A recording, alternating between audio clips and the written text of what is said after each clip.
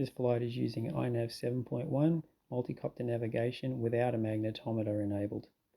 First thing you want to look at is the course over ground heading in the bottom and the heading, so down the bottom left and right. The course over ground is on the bottom left, derived from the GPS, and the heading's on the right. The one on the right would normally come from the magnetometer, but in this case it's on the IMU, and that heading is derived from the GPS course over ground.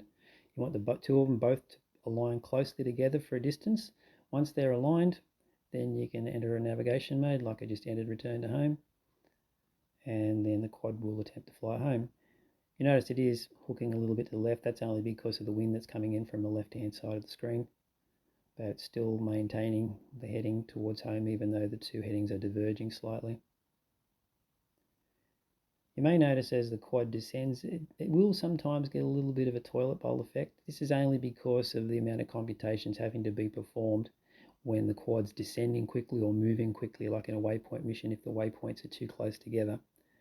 It's a bit of a side effect, but it's not too much of an issue. You only notice it occasionally. Okay, the bump detector disarmed, and it's after landing. I'll rearm it again, and this time I'll do a position hold test. You can see when it's rearmed, the headings aren't there anymore, so you have to travel forward again, wait until the headings appear, keep them aligned for a bit, and then you can enter a navigation mode. So I'll just switch to position hold here, and what you want to look at is the one on the right, as I said, which is the IMU heading. You want to make sure it's holding. If the quad's got vibrations from the motors or from the frame or from props, it won't hold very well, and you'll find you're better off to use the magnetometer in that case because you're not going to have very good heading holdability.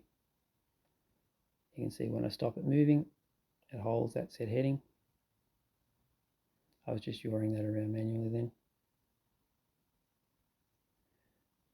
Precision hold, you can also move in it as I'm holding the elevator stick forward here, so it's making it travel in a forward direction. And by doing this, it's allowing that IMU heading to then be derived again from the GPS course over ground and realign it for any possible vibrations or loss or drift that it may have incurred over a period of time.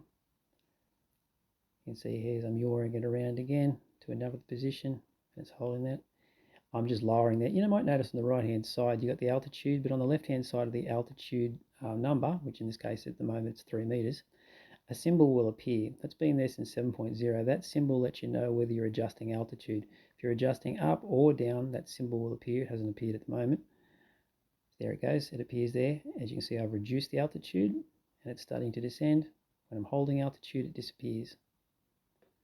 And that's determined by your stick position. Thought I'd just mention that.